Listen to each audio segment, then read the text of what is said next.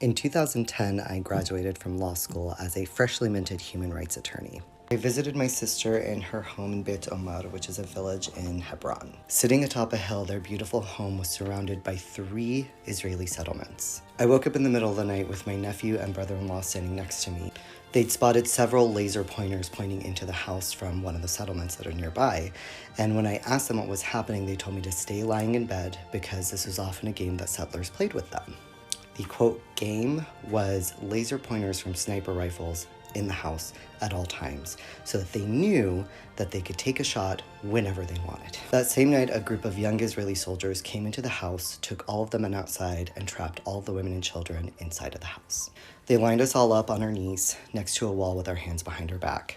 And then after a while, they escorted the women and children out of the house and they took over it. Their house was in an incredibly strategic position where they could see the entire village, and the Israeli soldiers decided, since they were looking for somebody, that they would conveniently just commandeer the house and harass and abuse all of us in the process. I could overhear my sister begging one of the soldiers to go into the house and get my niece's bottle so that she would calm down and not be terrified. As I turned to look to see what was happening, I noticed the soldier raising his hand to strike my sister.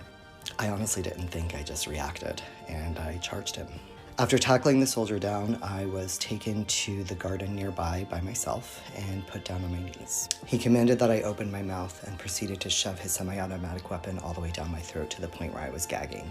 I could feel the bile rising up from my stomach, and I could taste the gunpowder and metal coating my throat. He looked me dead in the eyes and said, "If you think your language skills or passport are gonna save you, we own you and your country." He even said that, "By the tone of your voice, I can tell that you're actually enjoying this."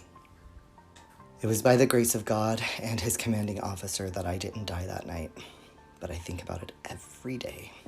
I can't count the number of times I've had to defend my humanity, my right to live, to exist, to be. And despite being an attorney, despite speaking 3 languages, despite traveling the entire world and being an incredibly, intentionally kind person, my life meant nothing to them.